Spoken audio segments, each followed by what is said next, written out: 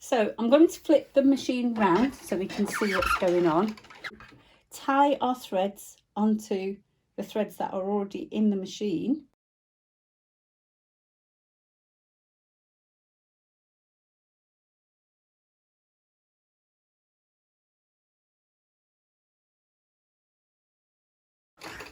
What I should be able to do now is be able to chain the machine through. When I chain the machine through, that just means I'm stitching. And you can hear the thread clicking through. Just keep an eye on it.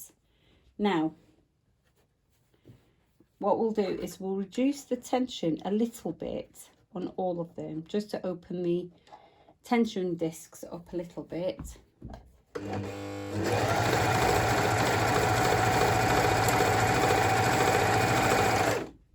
And then when we get to the corner, I'm just going to turn.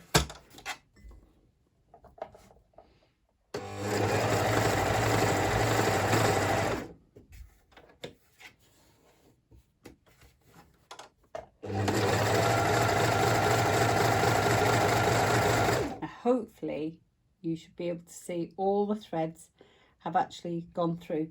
And I can see here the purple thread is just reached the needle and the knot can't get through, whereas on the green it's managed to make its way through. So I'm going to just lift the hand wheel up to the highest point, and then we're just going to pull that through and feed it properly through the needle. There we go. So we'll get through the knife and the foot, so just round there like that, and then push that thread to the back like you would on a sewing machine, and we'll chain off. So it looks like everything's come through.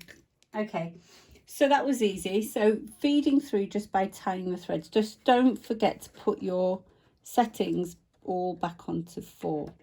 Now I'm going to do a couple of videos, so you should subscribe. So if you're not a subscriber, subscribe now, because I'm going to do some videos on how to look after your machine, how to maintain it, some ideas. It might not be this exact machine, but I'll be using all the different overlockers to show you and demonstrate what happens when things go wrong.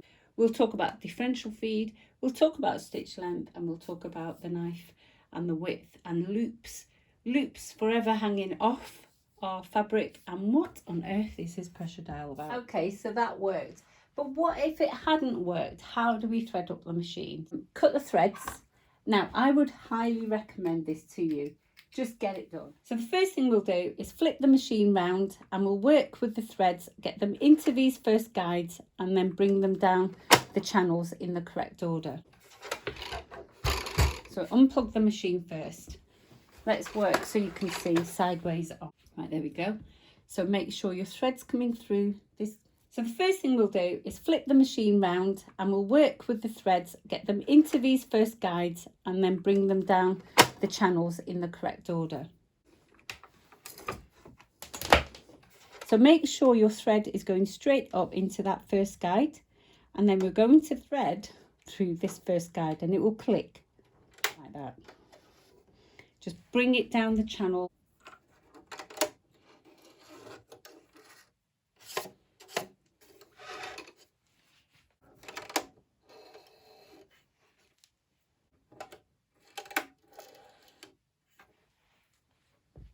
Right, now we've got them in the channels nicely in there. We've got our presser foot up, which means inside here where you can see shiny tension discs, they're open and they're ready for thread to be threaded through. So let's open this box again. Now we're working left, right, so we're working with the red first. So let's just move. I'm going to just trim all those long threads away so they're not in the way, like that. Get rid of those, don't need them. And let's work with the red first. So we make sure the thread is in the tension disc. So pull it down hard, make sure it's nicely sitting in that gap, and let's follow the guides down. So we've got a red arrow there. We want to bring this round to this guide here. And you might find that you're going to need your tweezers over this guide here. And then let's just make sure the needles are at highest point. And then it tells me, once it's through that guide there, that it can go directly into the looper.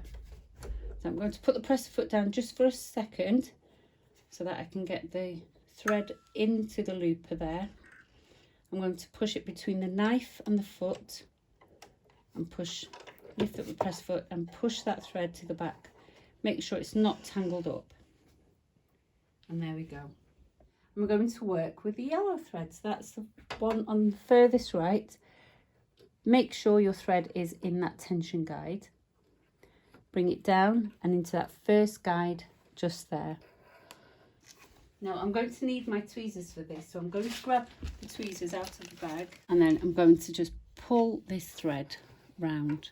I've got a yellow dot there telling me to bring the thread through this guide, and then underneath this guide, that comes from the top like that, and then remember this guide here that we will push up to feed into the system there. So if I turn this around a tiny bit more so you can see what's going on. And the way to do this is actually put your thread through the looper first,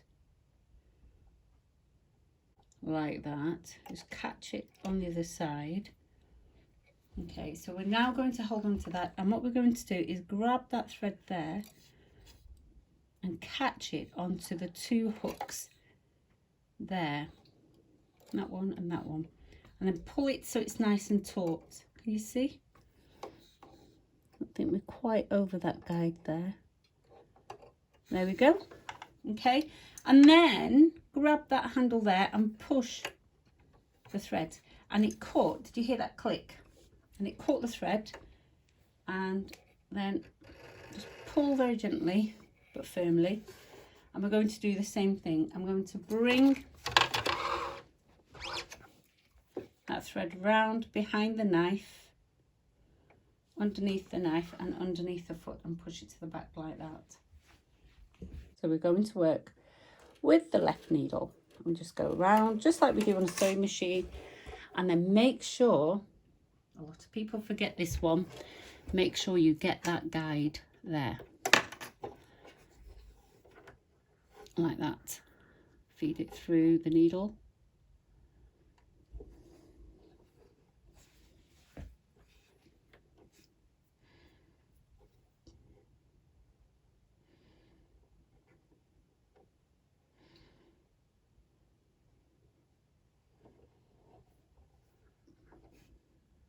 There we go. Again, between the knife and the foot. If you want to move the knife out of the way, I don't think you can in this machine actually, but if you've got an overlocker where you can move the knife out of the way, it's really handy. Again, just follow it round, bring it through the guide and feed that right needle as well. So making sure you get through the tension discs and follow those channels neatly. Oh, we've got a fluffy one there.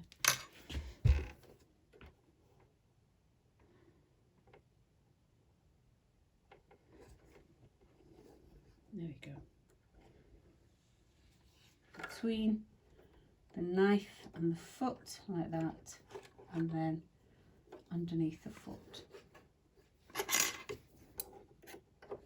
And push it to the back with the others.